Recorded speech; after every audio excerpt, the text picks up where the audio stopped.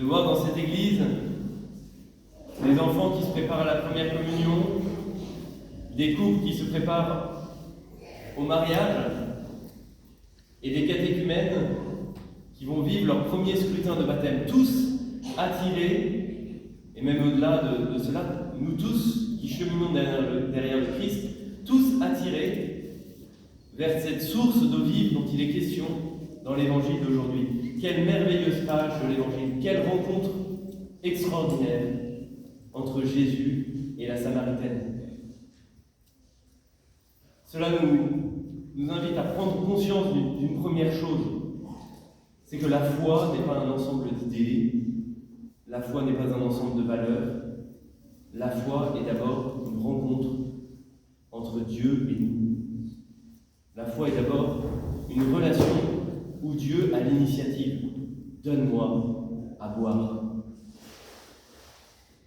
Et, chers catéchumènes, je pense que si vous êtes aujourd'hui à quelques semaines de votre baptême, c'est que vous avez vous aussi été attirés vers cette source, que vous avez vous aussi, d'une manière ou d'une autre, rencontré le Christ sur votre route. Et que vous avez fait le même chemin que cette Samaritaine. Parce que Jésus va faire cheminer cette Samaritaine petit à petit pour faire la vérité au fond d'elle. Cette Samaritaine représente bien plus, évidemment, c'était une rencontre bien réelle entre Jésus et une femme qui vient puiser au puits, mais elle représente bien plus. C'est une Samaritaine. Elle représente l'humanité divisée, séparée de Dieu. Division sociale. Quoi ? Toi, un juif, tu me parles, à moi, une Samaritaine. Nous ne sommes pas du même clan. Nous ne sommes pas de la même ethnie. Je suis une Samaritaine qui s'est séparée du peuple choisi. Division sociale. Division religieuse. Elle est de ce peuple qui n'adore plus au temple, mais qui adore sur une montagne. Elle est cette femme qui appartient à un peuple qui a quitté la tradition des Juifs. Elle est séparée religieusement. Elle est divisée. Et enfin, division morale. Va chercher ton mari. Je n'ai pas de mari. Tu as raison de dire que tu n'as pas de mari. C'est le 5e, et celui qui vit avec toi aujourd'hui n'est pas ton mari. C'est une femme qui représente toute l'humanité divisée, séparée de Dieu. Et c'est justement auprès d'elle que Dieu se manifeste. C'est auprès d'elle que Dieu avance. Et puis, dans cette rencontre, autre détail incroyable, plutôt croyable mais merveilleux, c'est le puits. Le puits, c'est dans la Bible, dans l'Ancien Testament, le lieu de la rencontre amoureuse. La rencontre entre Isaac et Rebecca. La rencontre entre Jacob et Rachel. La rencontre entre Moïse et Séphora. Et aujourd'hui, la rencontre entre le Christ et l'humanité blessée. Entre le vrai époux et son épouse. Et ce qui est beau, petit détail encore qui nous montre à quel point Jésus a en tête bien plus, évidemment qu'il est tout à cette Samaritaine, mais il a en tête bien plus que juste cette rencontre avec la Samaritaine. Il dit « Donne-moi à boire ». C'est exactement les mêmes mots qu'Isaac dit à Rebecca lors de leur rencontre amoureuse. « Donne-moi à boire ». Donne-moi à boire, c'est aussi, nous le savons, nous sommes à la 6e heure, autre détail de l'Évangile, l'heure de la passion du Christ, l'heure où le Christ dit en croix, j'ai soif.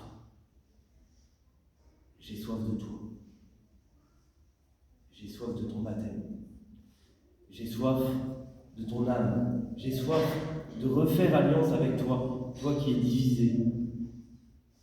Et vous, chers catéchumènes, c'est ce qui va se passer dans quelques jours, le jour de Pâques. Dieu va faire alliance avec vous et vous plonger dans les sources d'eau vive.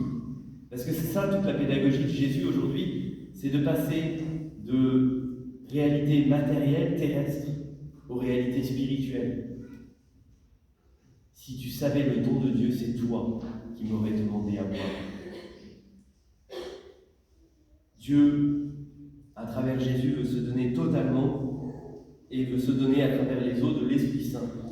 Ces eaux qui vont vous purifier du péché, qui vont vous rafraîchir dans la tentation et qui vont vous combler des biens spirituels. Cette Samaritaine, ça fait des années qu'elle attend le vrai époux. Elle n'est comblée par personne. Et enfin, elle rencontre celui qui peut la combler. Cette Samaritaine se demandait qui devait être son roi, elle qui était d'une ethnie divisée. Et elle rencontre son vrai roi à ce puits de Jacob. Cette Samaritaine, enfin, elle se demande où il faut adorer. Et elle réalise, elle entend que Jésus est le nouveau temple où nous adorons en esprit et en vérité. Et c'est en vous que Jésus va habiter. Vous allez devenir le temple de Dieu, le temple de la présence de Dieu. Quelle merveilleuse page de l'Évangile.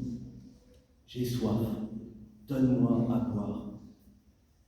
Je pense que nous pouvons demander pour nous tous pendant ce carême la grâce de refaire la rencontre du Christ dans toutes nos divisions du cœur.